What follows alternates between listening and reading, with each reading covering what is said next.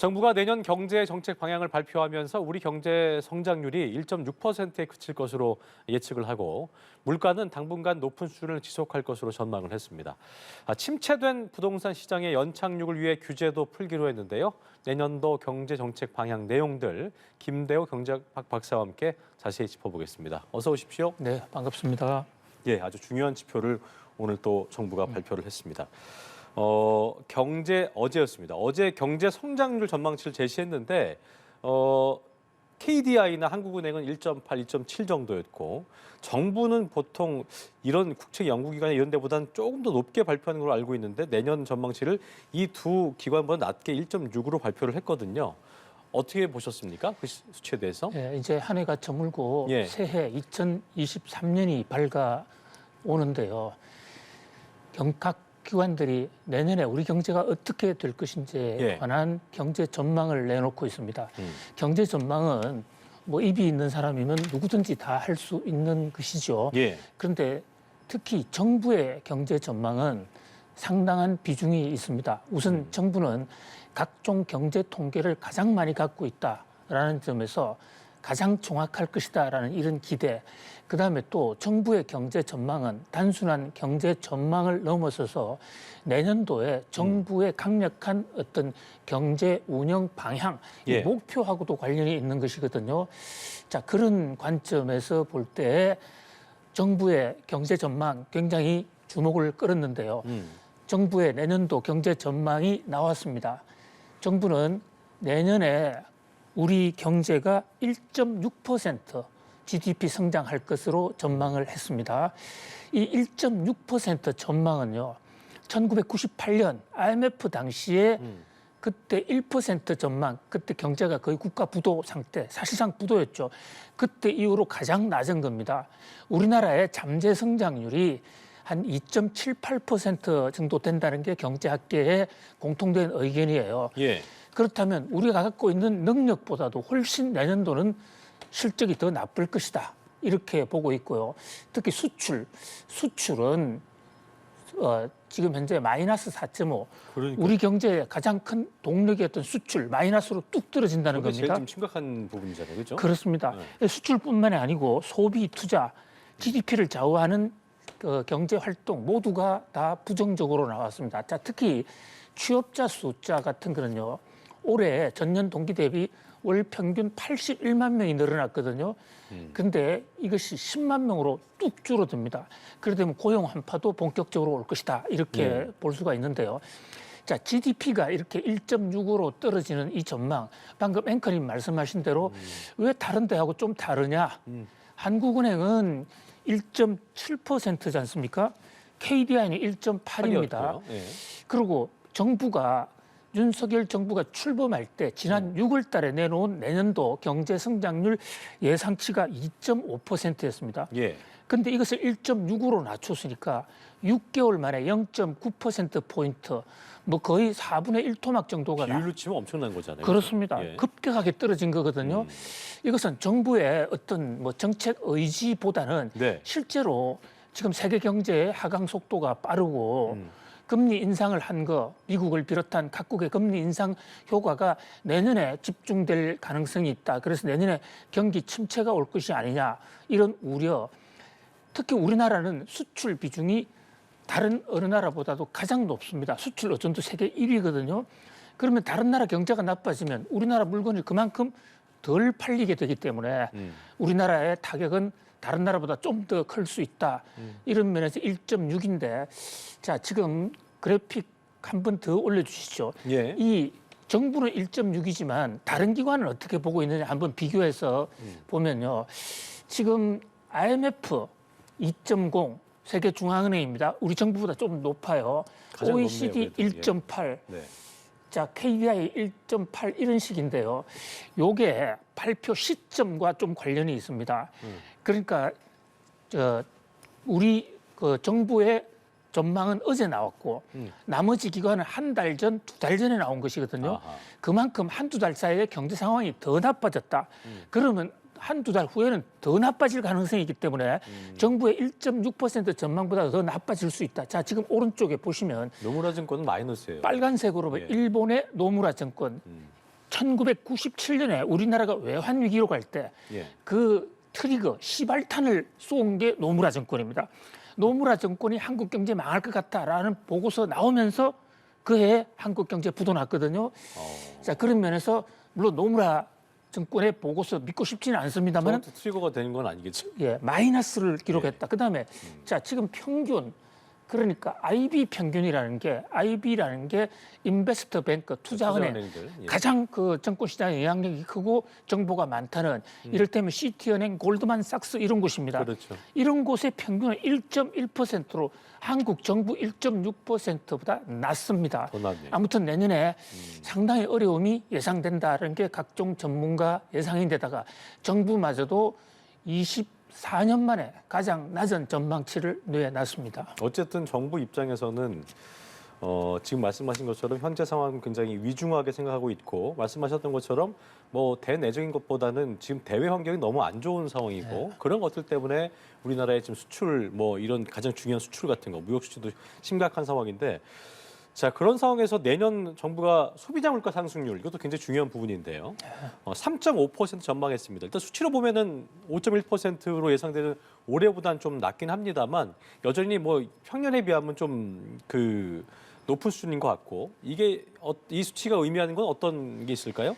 예, 우리나라 물가 억제 목표, 물가가 이 이상 올라갔으면 안 되겠다라고 설정해 놓고 있는 정부의 물가 목표가 2%입니다. 예. 경제학자들도 한국에서 2% 이상 물가가 올라가는 것은 경제에 큰 부담을 준다 해서 한결같이 2% 이내를 이상적인 물가 상승률로 제시하고 있는데요. 네네. 내년에 정부가 내다보고 있는 소비자 물가 CPI 물가 상승률 3.5로 나타났습니다. 이 3.5라는 것은 올해 5.1%보다는 뭐 큰 폭으로 낮아지는 것이죠. 그러나 목표치인 2.0에 비한다면 이것은 여전히 1.5배나 더 높은 것이지 그렇죠. 않습니까? 예. 그런 면에서 내년에도 물가 상승세는 둔화되겠지만 물가 고통은 여전하다. 특히 주목되는 것은요. 지금 그 경제 성장률을 우리보다 좀 낙관적으로 본 OECD나 IMF 같은 데서는 내년도 한국 물가 상승률을 3.1로 봤거든요. 그런데 우리 정부는 이것보다 더 높이 보고 있단 말입니다. 그것은 국제적으로 알려지지 않은 물가 폭등을 야기할 수 있는 복병들이 한국에 좀 있다. 이를테면 어떤 겁니까? 가장 대표적으로 전기값, 가스값 이것은 맞아요. 폭등이 지금 예고되고 있거든요. 이런 것을 감안할 때 국제사회에서 보는 것보다 우리나라 물가 진정은 조금 더 시간이 걸리지 않겠는가라는 그런 상황입니다. 지금 그래픽의 CG의 각종 지표를 보면요. 소비자 물가는 5.1에서 3.5고 오른쪽에 특히 이제 수출, 수입 예. 다 부진한데 예. 단 하나 경상수지만은 네. 경상수지가 실제로 좀 우리나- 미미하게 낮네요, 저건. 예. 올해보다. 그래도 조금이나마 흑자가 난다는 거, 그것 좀 희망을 걸어야 될 것 같은데 이것도 일본 엔화가 좀 약세라고 해가지고 해외여행들 요즘 너무 많이 가고 파리의 해외여행 1등이 한국 국민이어서 지하철에 안내방송까지 지금 나오고 있는 상황이거든요. 한국말로요. 예, 그런 상황을 감안할 때 여행이 갑자기 폭발적으로 늘어나면 아하. 경상수지도 안전하기 어려운 여러 가지로 살얼음을 걷는 그런 상황입니다. 아까 이제 그 박사님께서 2026년까지 정부가 이제 전기요금, 가스요금 단계적으로 현실화하겠다고 했기 때문에 아마 내년에도 이제 그 인상폭에 대해서 상당한 뭐 쇼크를 줄 수도 있겠다 얘기를 하셨는데 그 인상폭이 어느 정도면 이거 좀 진짜 많이 올랐네라는 느낌을 줄까요? 어떻게 예상하고 계세요? 예, 지금 한국전력, 한국가스공사 적자 눈덩이입니다. 예. 저 적자가 많아지면 채권 시장 붕괴되고 우리 경제 신용도도 크게 떨어지거든요. 국가가 보증하고 있기 때문에요. 예. 한국전력이 현재 올해 약 35조 원의 적자를 냈습니다. 요것을 기준으로 하면요. 예. 내년에 만약에 그동안의 적자는 뭐 돈 케어 일단 무시하자고요. 내년에 새로 발생할 적자가 한 30조 정도 된다고 가정할 때 킬로와트 아워당 51원 정도를 높여야 됩니다. 그래야 적자가 내년에 발생할 예상 적자를 똔똔으로 할 수 있는 수준이에요. 상쇄할 수 있는 게 51원 올려야 돼요. 예, 51원. 자, 근데 이 51원이 어느 정도 숫자냐? 네. 올해 우리가 물가를 전기요금을 무려 3번이나 올렸습니다. 네. 총 올린 게 19.3입니다. 세 번 올린 게 19.3원이에요. 그렇습니다. 그러니까 올해 올린 것에 약 거의 세 배네, 2.7배를 더 올려야 내년의 예상 적자를 맞는 것이고 한전은 그뿐만이 아닙니다. 올해 적자가 발생했고 그동안 누적 적자가 있지 않습니까? 요거를 다 만회하려면 계속 올려야 됩니다. 그러니까 결국 정부의 정책 의지가 한전의 적자 보전선이냐 내년도 적자 예상치 보정선이냐 여기에 따라서 전기요금 상승폭이 달라질 것이고요. 또 이제 국제 유가나 에너지 요금이 실제로 어떻게 되느냐 거기에 따라서 굉장히 변수가 있어서 단정적으로 말씀드리기 어렵습니다만 아무튼 내년의 2.7배는 각오해야 2.7배 올해 2.7배 이상 내년에 오를 것이다. 그러면은 최근에 왜 유럽 같은 경우는 전기 부족 때문에 저녁에 막 유명 관광지도 불을 끄고 막 그랬잖아요. 우리도 진짜로 이거 전기 이제 큰일 나겠는데 함부로 썼다가 안 되겠는데 그런 상황이 올 수도 있는 걸까요? 지금 이미 왔는데 그것을 인지 못하고 한전이나 있는 걸까요? 정부에서 지금 문제의 심각성을 제대로 공표하지 않고 그걸 가격에 반영시키지 않았기 때문에 그렇군요. 우리나라는 지금 상대적으로 국제 전기요금 가격을 국제적으로 비교하면 최근 인상폭이 가장 낮습니다. 그런데도 불구하고요. 예. 골프장에 나가면 심야에 대낮처럼 밝혀놓고 지금 골프장에 영업을 하는 나라가 제가 알기에는 대한민국이 지금 현재 유일한 것 같아요. 야간 라운딩 때 그렇죠. 불 예. 켜놓는 거. 그런데 문제는요. 거기에 그 엄청나게 밝히는 전기요금에 우리는 산업용 전기요금을 해서 할인까지 해주고 있거든요. 자, 이런 대목은 좀 정신 차려야 그렇지 그러겠네요. 않으면 이게 가게나 또는 기업의 전기요금 폭탄으로 돌아올 수 있다. 그래서 일각의 많은 경제학자들은 전기요금을 좀 올리자. 올리고 대신에 전기를 아끼는 사람들에게서는 대대적인 인센티브를 줘야만 된다. 이렇게 얘기하는 이제 전기요금 그대로 진짜. 방관하기는 어려울 것 같습니다. 정부 입장에서도 그렇고 이제 모두가 전기 소중한 줄 알아야 되는 그런 시대가 도래했군요. 그렇습니다. 그런 것 같네요. 예. 알겠습니다. 자, 내년 경제정책 방향에서 또 부동산 얘기도 나왔었는데 부동산 시장을 연착륙시키는 항상 저희가 이제 박사님께서 얘기하신 부분인데 연착륙이 중요하다. 경착륙보다는 얘기하시는데 그 방안도 대거 포함이 됐습니다. 다주택자에 대한 대출 규제도 그렇고 양도소득세 중과도 좀 완화하기로 했거든요. 이에 대한 어떤 실효성이랄까요? 전망을 좀 해볼까요? 예, 경제전략회의에서 윤석열 대통령이 직접 이 부동산 규제 완화를 다짐을 했고요. 예. 또 추경호 부총리도 다주택자의 세금 이것을 최소한 5년 전으로 돌리겠다 얘기했습니다. 그러니까 5년 전이라고 그러면 문재인 정부 출범 이전입니다. 그렇죠. 그러니까 정부의 인식은 이 문재인 정부 들어서 부동산 가격 안정을 위해서 많은 규제를 해놨는데 그것은 부동산 상승기에서는 의미가 있을지 몰라도 지금처럼 가격 폭락, 거래 절벽인 상태에서 저게 엄청나게 가뜩이나 떨어지는 부동산을 경착륙으로 소프트 랜딩을 하지 못하고 더 하드 힘들게 랜딩을 한다. 예. 하드 랜딩이라는 건 그냥 경제가 무너진다는 것입니다. 그런 면에서 다주택자에 대해서도 그동안에 제재해왔던 신규로 가해졌던 많은 어떤 제재 해소하겠다. 대표적으로 구체적으로 취득세와 양도세를 언급을 했는데요. 지금 부동산을 샀을 때 산 금액의 최대 12%까지 취득세를 물리고 있습니다. 10억짜리를 사면 1억 2천만 원을 세금은 내고 그 다음에 또 양도세 또 종부세 또 따로 내야 되거든요.